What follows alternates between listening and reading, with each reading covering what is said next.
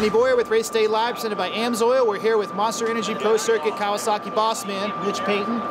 Mitch, it's an interesting time in our sport right now. You know, there's so many teams. It seems like it's gotten so competitive. You know, on your end, do you feel like getting more competitive? I think it's healthy. You know, because there is a lot of teams, and obviously I think there's more outside money in it than there was before, which is really good. And the manufacturers are all supporting, you know, the 450 teams and lights teams, and then, you know, like you've got other title sponsors coming in that helps all the teams out. So like, I think it's more competitive. They're also, compared to the old days, maybe the kids are coming in more competitive already than instead of buying a kid and then, you know, there was always phenoms that came in and could do good right away, but then sometimes it would take a kid, you know, 4 to 5 years before they could be up to speed, and now they can be up to speed right off the bat or within a year. Right. And you saw that with like Carmichael. He was perhaps, you know, one of the most highly touted guys you ever picked up, and, you know, his first season didn't go so well. He had some crashes,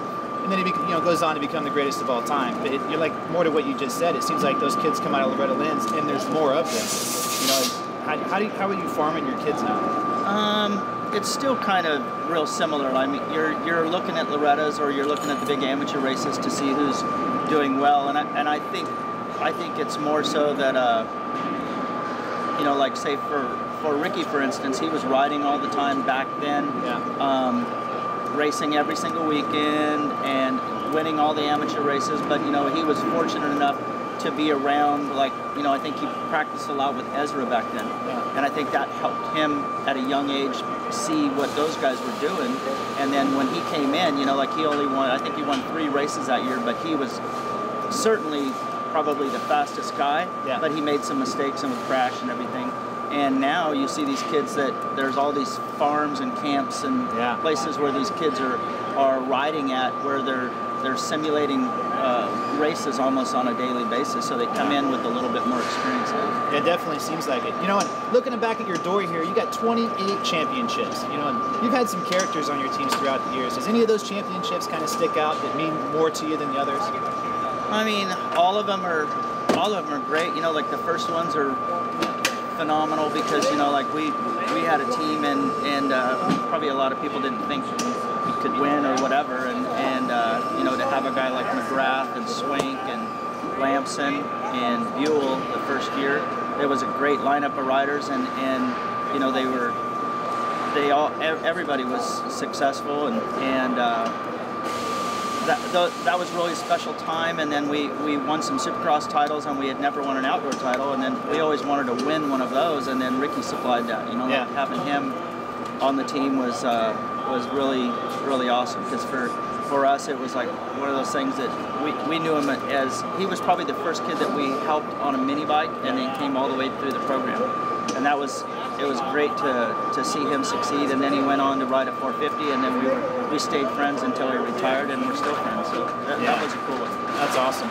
You know, and you started winning championships in the 2-stroke era, and then you've gone, obviously we're now in the 4-strokes. A lot of talk is about how fast these bikes are. You know, since you've gone to 4-strokes, you know, we can't tell all the secrets, but how much gains have you guys made in the last like 5 or 6 years on the 250F?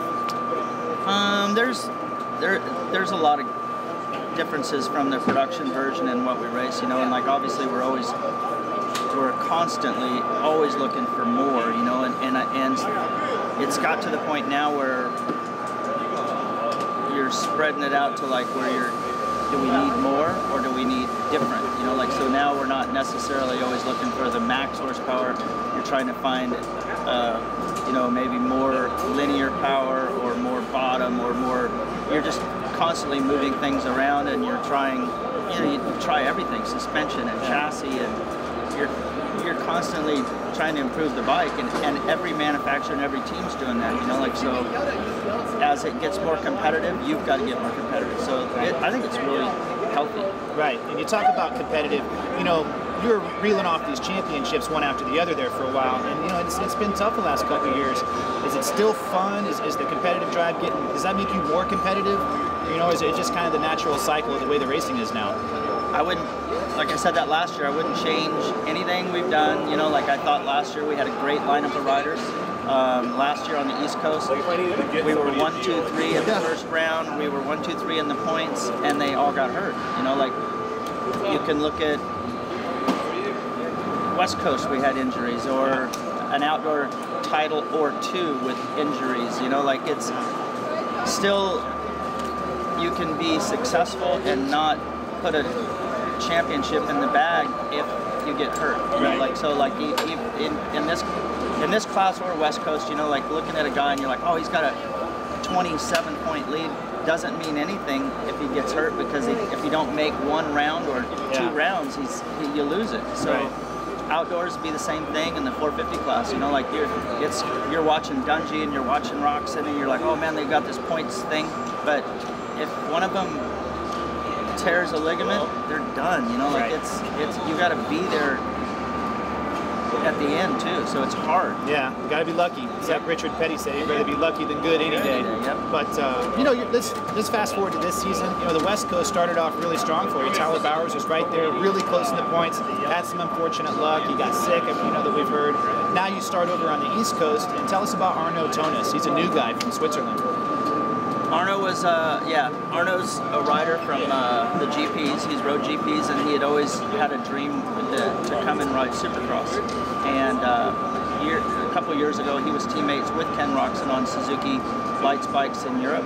And we spoke to him, and he's like, yeah, I really would like to do it. So I liked what I saw when I followed the GPs pretty close too, and he was leading the points at one point last year until he got hurt, you know, and he hurt his shoulder. So I think he picked up Supercross really good. I think his style lends himself to being good at Supercross. He's going to be good outdoors too. He's going to be a contender, and I think he was good last week, and without a crash he could have been top 3 for sure. Well, he lit up the message boards when he went out and was battling back and forth for the fastest qualifier. You know, people were like, whoa, you know, did that surprise you? It surprised everybody else, but... Well, yeah, probably a little bit. You know, like we saw him at the tracks, and we can gauge off of what we think's fast, because obviously we had like Bowers out there, and Bowers has been fastest qualifier in the West and all that. So we've seen what we think is good speed, and he's capable of running that speed. And so is Joey, actually. Joey Savacci's been equally as fast as Bowers on the West when we've been testing and stuff. So like I can see both guys winning races and being on the box a lot. That was my next question. You know, Joey Savacci's been gone for a year. You know, and he's just been, you know, working with your team. He's at your practice tracks, and nobody gets slower when they go to your team. It seems like a light switch goes off, and these guys they get hungrier, they get faster. Obviously, they're on good equipment. Joey surprised a lot of people last weekend too. Yeah, I think I truthfully had forgot that watching the race. You know, like I was kind of, you know, like, oh man, he needs to get by, he needs to get by, he needs to get, you know, I'm like wanting him to go up, forward and all that, but he, you know, like he, I guess his best finish maybe was a 6th or a 9th or something like that, previous in Supercross, and he rode last year with, well, he didn't ride any Supercross, he rode outdoors last year, and we saw some good results in outdoors, and I thought he kept getting better, and I like his aggressiveness and stuff, so I think he's an asset to the team. I think he'll win races this year. Cool, man. You know, like we said, 28 titles. You're looking for 28 or 29, so good luck. All right. Well, appreciate it. Thank you. See you guys later.